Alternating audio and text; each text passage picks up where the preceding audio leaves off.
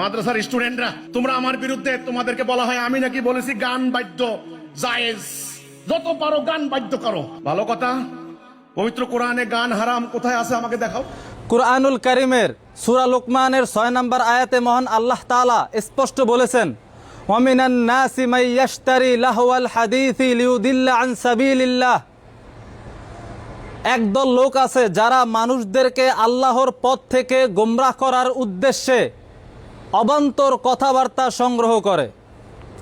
কোরআনুল কারীমে আল্লাহ তাআলা লাহওয়াল হাদিস বা অবান্তর কথাবার্তা দ্বারা কি নিষিদ্ধ করেছেন?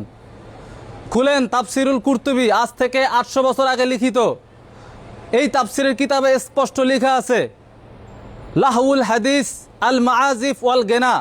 লাহওয়াল হাদিস দ্বারা আল্লাহ তাআলা গান এবং বাদ্যযন্ত্রকে নিষিদ্ধ করেছেন। এবং এই তাফসিরের কিতাবে আরও লেখা আছে, ইস্তাদাল্লা বিহাল উলামা ও আলা কারাহাতিল গেনা ওয়াল মানঈ মিনহু। কোরআন কারীমের সূরা লোকমানের 6 নম্বর আয়াতই প্রমাণ করে যে গান বাদ্য হারাম। এরপরে এই তাফসিরের কিতাবে গান বাদ্য হারাম বিষয়ে অনেকগুলো হাদিস শরীফ বর্ণিত হয়েছে। গান বাদ্য হারাম বিষয়ে অনেকগুলো হাদিস শরীফ বর্ণনা করার পর ইমাম কুরতুবী রহমতুল্লাহ আলাইহি লিখেছেন, ওয়ালি হাযাল আসারি ওয়া গায়রিহা ক্বালাল উলামা বিতাহরিমিল গিনা। কোরআন কারীমের সূরা লোকমানের 6 নম্বর আয়াত এবং গান বাদ্য হারাম বিষয়ে হাদিস শরীফগুলো উল্লেখ করার পর ইমামগণ এবং সকল আলেমগণ ফতোয়া দিয়েছেন যে গান বাদ্য স্পষ্ট হারাম। গান বাদ্য শুধু আমাদের ইসলাম ধর্মেই হারাম না, পূর্বের যত ধর্ম ছিল, ইসলাম ধর্মের আগে পূর্বের যত ধর্ম ছিল সকল ধর্মেই গান বাদ্য হারাম ছিল। দলিল নেন, আন নিহায়া ফি শারহিল হিদায়া, এই কিতাবে আছে, আজ থেকে 700 বছর আগে লিখিত কিতাব, আন্নাত তাগান্নিয়া লিল্লাহবি মাসিয়াতুন ফি জামিইল আদিয়ান। অর্থাৎ গান বাদ্য এটা পূর্বের সকল ধর্মেও হারাম ছিল।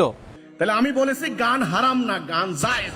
তাহলে যেই গান বাদ্য হারামের বিষয়ে পবিত্র কোরআনুল কারীমের আয়াত আছে, যেই গান বাদ্য হাদিসের দলিল অনুযায়ীও হারাম, যেই গান বাদ্যকে সকল ওলামায়ে কেরামগণ হারাম ফতোয়া দিয়েছেন এবং যেই গান বাদ্য পূর্বের সকল ধর্মে হারাম ছিল, সেই গান বাদ্যকে হালাল বলার কারণে হিজবুত তাওহীদের ইমাম সেলিম কুফরি করেছে, সে কাফের হয়ে গেছে। কারণ একটা হালালকে যে হারাম বলবে বা একটা হারামকে যে হালাল বলবে সে কাফের হয়ে যাবে।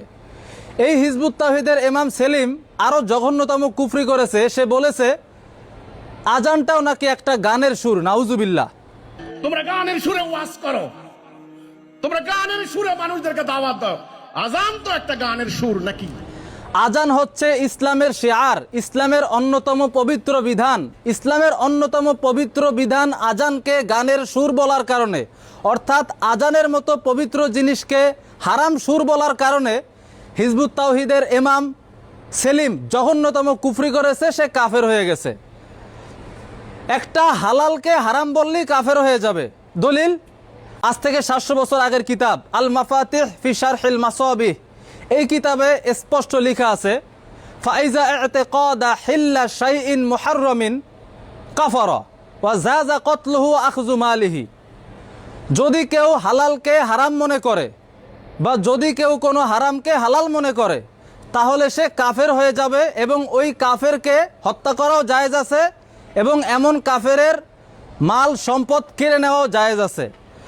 তাহলে হিজবুত তাওহীদের ইমাম সেলিম সে গানের মতো ইসলামের পবিত্র বিধানকে হারাম গানের সুরের সাথে মিলিয়েছে, হারাম গানের সুর বলেছে, এজন্য সে জঘন্যতম কুফরি করেছে। এই কুফরি করার কারণে হিজবুত তাওহীদের ইমাম সেলিম সে কাফের হয়ে গেছে এবং তাকে হত্যা করাও জায়েজ আছে, তার মাল সম্পদ কেড়ে নেওয়াও জায়েজ আছে।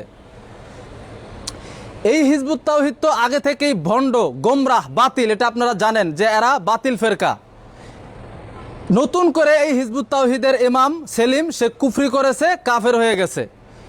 এই হিজবুত তাওহীদদেরকে আপনারা যেখানেই পাবেন এদের বিষয়ে কঠিন পদক্ষেপ নেবেন এবং এদেরকে কঠিন হাতে বয়কট করবেন।